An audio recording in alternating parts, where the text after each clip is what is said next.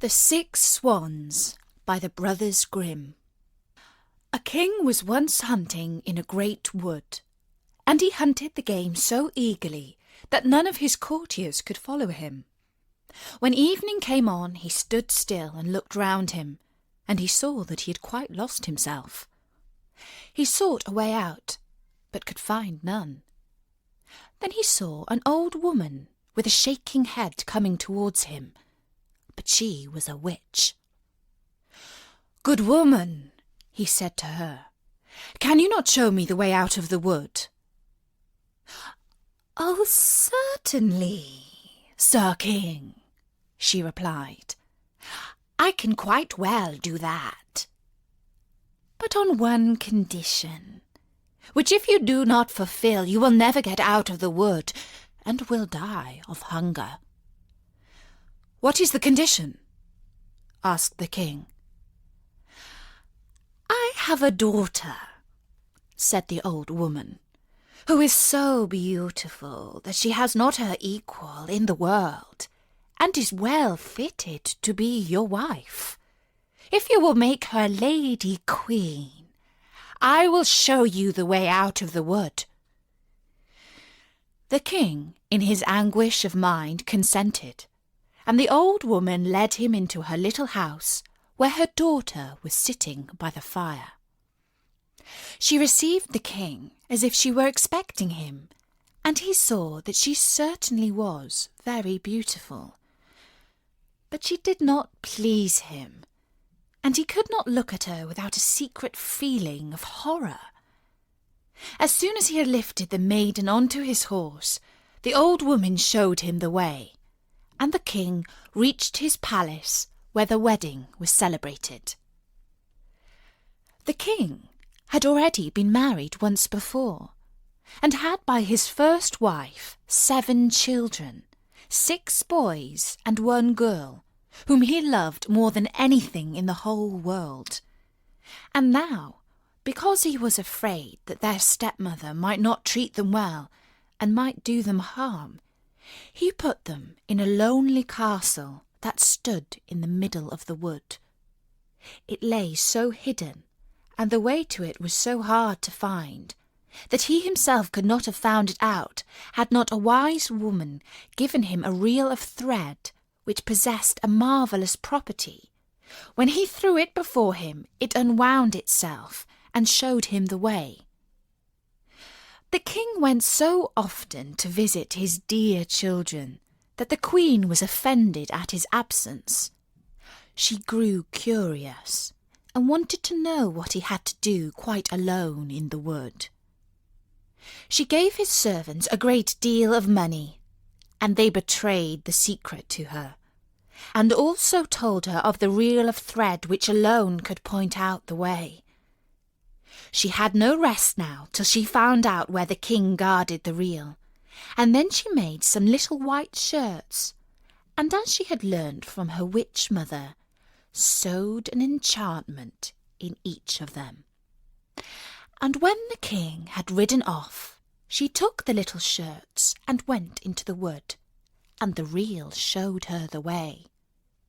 The children, who saw someone coming in the distance, thought it was their dear father coming to them, and sprang to meet him very joyfully. Then she threw over each one a little shirt, which when it had touched their bodies, changed them into swans, and they flew away over the forest. The queen went home quite satisfied, and thought she had got rid of her stepchildren. But the girl had not run to meet with her brothers, and she knew nothing of her. The next day the king came to visit his children, but he found no one but the girl. "Where are your brothers?" asked the king. "Alas, dear father," she answered, "they have gone away and left me all alone."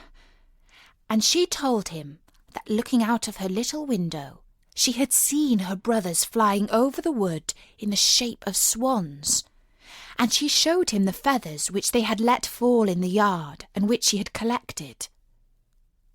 The king mourned, but he did not think that the queen had done the wicked deed. And as he was afraid the maiden would also be taken from him, he wanted to take her with him. But she was afraid of the stepmother, and begged the king to let her stay just one night more in the castle in the wood. The poor maiden thought, "My home is no longer here. I will go and seek my brothers." And when night came, she fled away into the forest. Then she saw a little hut, went in, and found a room with 6 little beds. She was afraid to lie down on one, so she crept under one of them, lay on the hard floor, and was going to spend the night there. But when the sun had set, she heard a noise, and 6 swans flying in at the window. They stood on the floor and blew at one another, and blew all their feathers off, and their swan skin came off like a shirt. Her brothers were not less delighted than she to see their little sister again, but their joy did not last long. "You cannot stay here," they said to her. "This is a den of robbers. If they were to come here and find you, they would kill you." "Could you not protect me?" asked the little sister. "No," they answered, "for we can only lay aside our swan skins for a quarter of an hour every evening. For this time we regain our human forms, but then we are changed into swans again." Then the little sister cried and said, "Can you not be freed?" "Oh no," they said. "The conditions are too hard. You must not speak or laugh for 6 years, and must make in that time 6 shirts for us out of starflowers. If a single word comes out of your mouth, all your labour is in vain." And when the brothers had said this, the quarter of an hour came to an end, and they flew away out of the window as swans. But the maiden had determined to free her brothers, even if it should cost her her life. She left the hut, went into the forest, climbed a tree, and spent the night there. The next morning she went out, collected starflowers, and began to sew. She could speak to no one, and she had no wish to laugh, so she sat there, looking only at her work. When she had lived there some time, it happened that the king of the country was hunting in the forest, and his hunters came to the tree on which the maiden sat. They called to her and said, "Who are you?" But she gave no answer. "Come down to us," they said. "We will do you no harm." But she shook her head silently. As they pressed her further with questions, she threw them the golden chain from her neck. But they did not leave off, and so she threw them her girdle, and when this was no use, her garters, and then her dress. The huntsman would not leave her alone, but climbed the tree, lifted the maiden down, and led her to the king. The king asked, "Who are you? What are you doing up in that tree?" But she answered nothing. He asked her in all the languages he knew, but she remained dumb as a fish. Because she was so beautiful, however, the king's heart was touched, and he was seized with a great love for her. He wrapped her up in his cloak, placed her before him on his horse, and brought her to his castle. There he had her dressed in rich clothes, and her beauty shone out as bright as the day, but not a word could be drawn from her. He set her at his table by his side, and her modest ways and behaviour pleased him so much that he said, "I will marry this maiden, and none other in the world." And after some days he married her. But the king had a wicked stepmother, who was displeased with the marriage, and said wicked things of the young queen. "Who knows who this girl is?" she said. "She cannot speak, and is not worthy of a king." After a year, when the queen had her first child, the old mother took it away from her. Then she went to the king and said that the queen had killed it.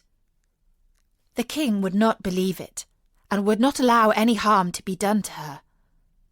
But she sat quietly, sewing at the shirts and troubling herself about nothing.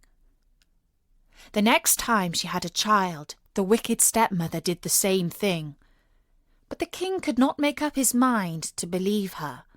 He said, "She is too sweet and good to do such a thing as that. If she were not dumb and could defend herself, her innocence would be proved." But when the third child was taken away, and the queen was again accused, and could not utter a word in her own defence, the king was obliged to give her over to the law, which decreed that she must be burnt to death.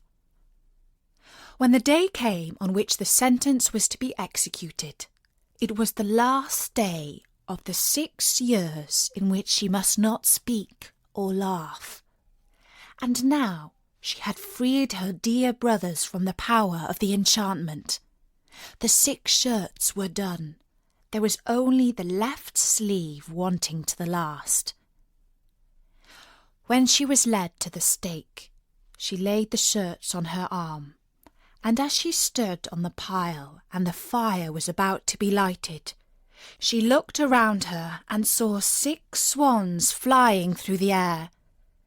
Then she knew that her release was at hand, and her heart danced for joy. The swans fluttered round her and hovered so low that she could throw the shirts over them. When they had touched them, the swan skins fell off, and her brothers stood before her, living, well and beautiful. Only the youngest had a swan's wing instead of his left arm. They embraced and kissed each other, and the queen went to the king, who was standing by in great astonishment, and began speaking to him, saying, "Dearest husband, now I can speak to you and tell you openly that I am innocent and have been falsely accused." She told him of the old woman's deceit, and how she had taken the 3 children away and hidden them. Then they were fetched, to the great joy of the king, and the wicked mother came to no good end. But the king and queen, with their 6 brothers, lived many years in happiness and peace. And that was the story of the 6 swans by the Brothers Grimm.